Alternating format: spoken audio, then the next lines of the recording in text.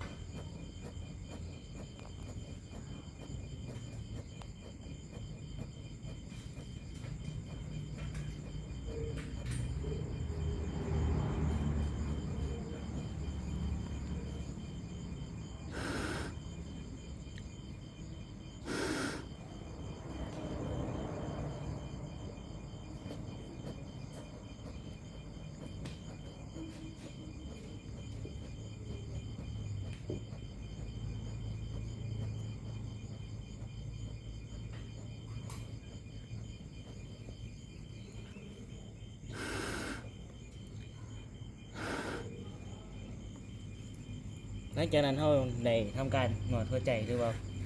หนวดหัวใจในจำนวน4เซต4หรือว่า4ชุดเนาะแล้วก็ได้ทำการเป่าปาก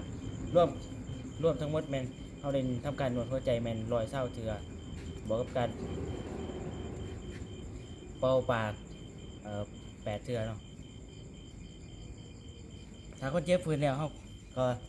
จัดทาให้คนเจ็บโดยการสะแคงสายมือข้างหนึ่งแมนให้หมุนเนาะหมุน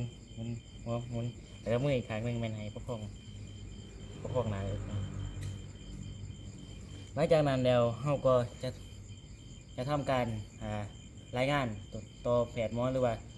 รถกู้ภัยที่จะมารับคนเจ็บตัวว่าเพิ่นได้หยุดการหายใจในส่วนขนาดหนึ่งแล้วเราก็ได้การทำการหนวดหัวใจหรือว่า CPR ให้แก่คนเจ็บนะสำหรับการหนวดหัวใจหรือว่าการCPR ให้คนเจ็บก็จบเพียงเท่านี้